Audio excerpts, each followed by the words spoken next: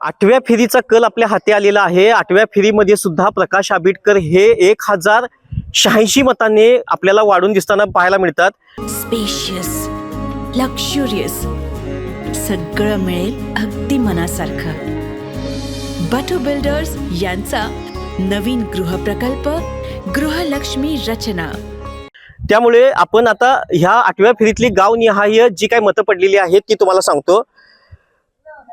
राधानगरीमध्ये प्रकाश आंबेडकर यांना 359 इतकी मते पडली असून केपी पाटील यांना 310 तर एवाय पाटील यांना 15।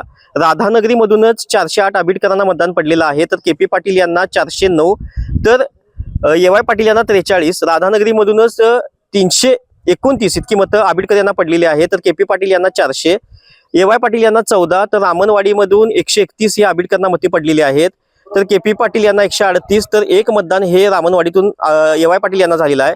शेळपमधून आंबेडकर यांना 105 इतकं मतदान झालं असून केपी पाटील यांना 15 तर एवाय पाटील यांना 2 मतं पडलेली आहेत। पाटपन्हाळ्यातून 267 आंबेडकरांना मिळालेली आहेत तर केपी पाटील यांना 200 इतकी मतं मिळालेली आहेत तर एवाय पाटील यांना 1 इतकं मतदान मिळाले आहे। बनाच्या वाडीमध्ये 532 इतकं आंबेडकर यांना मतदान मिळालेलं आहे तर केपी पाटील यांना 362 तर एवाय पाटील यांना 49। कुडुतरीमधून 485 आंबेडकर तर 486 केपी पाटील तर एवाय पाटील यांना 43। करंजपेनमधून 418 आंबेडकर यांना तर केपी पाटील यांना 296 तर एवाय पाटील यांना 147। बुडाळवाडीतून 161 तर केपी पाटील यांना 163 तर एवाय पाटील यांना 69 इतकी मतं मिळालेली आहेत।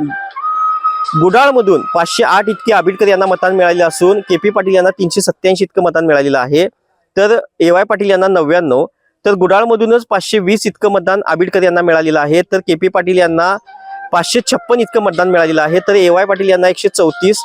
आवळी खुर्दमधून 578 इतकं मतदान यांना मिळालेलं आहे आंबेडकरांना तर 303 हे केपी पाटील यांना मिळाले आहे तर एवाय पाटील यांना 129 इतकं मतदान आहे तर घोडेवाडीतून 350 आंबेडकर यांना मिळालेलं आहे तर केपी पाटील यांना 239 इतकं मतदान झालेलं आहे। 8व्या फेरीतील एकूण मतदान जर काय बघायला गेलं 8व्या फेरीचं तर 5151 इतकं मतदान आंबेडकर यांना मिळालेलं आहे तर 4066 इतकं केपी पाटील यांना मिळाले तर 8व्या फेरीमध्ये प्रकाश आंबेडकर हे 1086 मतांनी आघाडीवर असलेलं आपल्याला पाहायला मिळतात। अशाच नवनवीन अपडेट पाहण्यासाठी आमच्या केके न्यूज चॅनेलला सबस्क्राईब करा।